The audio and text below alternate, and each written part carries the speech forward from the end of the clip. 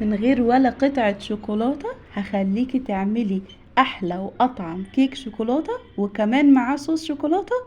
كل ده بخطوات سهلة وبسيطة جدا. كل اللي عليكي بس انك تتابعي معايا الفيديو وتحفظي الفيديو ده عندك علشان تعمليه ليكي ولولادك. انا اسمي حنان، والرهان معايا دايما كسبان. لا وايه كمان، ده انت كمان هتسويه في الكوبايات اللي انت شايفاها دي، وكمان هتاكليه منها. يلا مستنية ايه؟ بينا على الفيديو على طول. معايا في الخلاط بتاعي هتنزلي بكوبايتين كبار من السكر بما يعادل 400 جرام.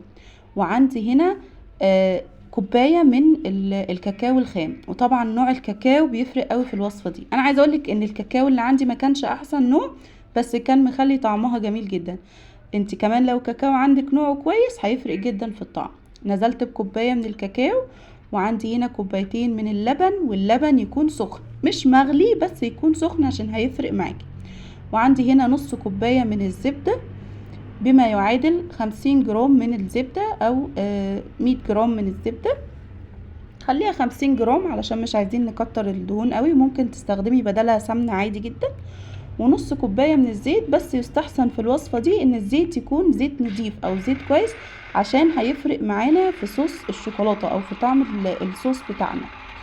هنضرب كله في الخلاط لحد ما يوصل معانا بالقوام اللي انت هتشوفيه دلوقتي، وتتأكدي ان السكر بتاعنا داب كويس.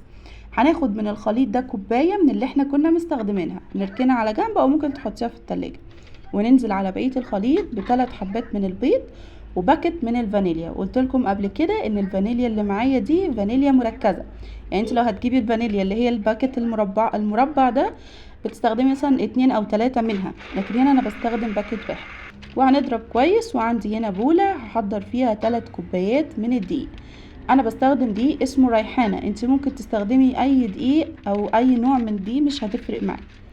هنخل الدقيق كويس. احنا اتعودنا في اي معجنات او كيكات بننخل الدقيق علشان لو في اي شوائب. وعندي هنا باكت من كيك شيف. قلت لكم برضو قبل كده ان الكيك شيف انا بستخدمه لان هو بيخلي الكيكة هايشة وطرية احسن من البيكنج باودر، مش بيفرولها. ورحت طبعا رشة ملح حطيتها على الكيك على الدقيق والكيك شيف وقلبتهم مع بعض. ونزلت بالسوائل اللي كانت معايا في الخلاط. وانا ما بحبش اضرب بالمضرب زي ما انتوا عارفين، انا بضرب بالسباتيولا لان السباتيولا بتدخل هواء اكتر من المضرب. وانا لقيت ان القوام بتاع الكيك معايا تقيل شوية، نزلت بحوالي اقل من نص كوباية من اللبن، يعني تقريبا ربع كوباية من اللبن. نزلت بيها كده علشان توصل القوام معايا للقوام اللي انا عايزاه او القوام المظبوط.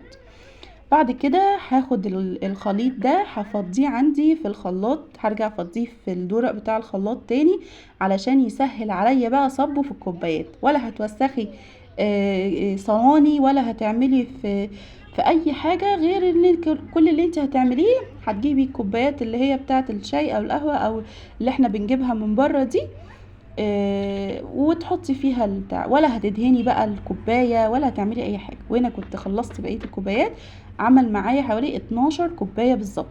ودخلته على فرن سخن درجه حراره 180 مسخن مسبقا. اخد معايا حوالي بالظبط 40 دقيقه.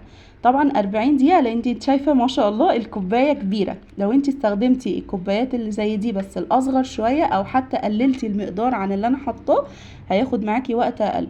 وممكن تستخدمي نفس الخليط دوت وتحطيه في قوالب الكب كيك اللي عندك، شغال جدا مش هيقولك اي حاجة، وهياخد معاكي من ربع ساعة لتلت ساعة في الفرن ويبقى زي الفل.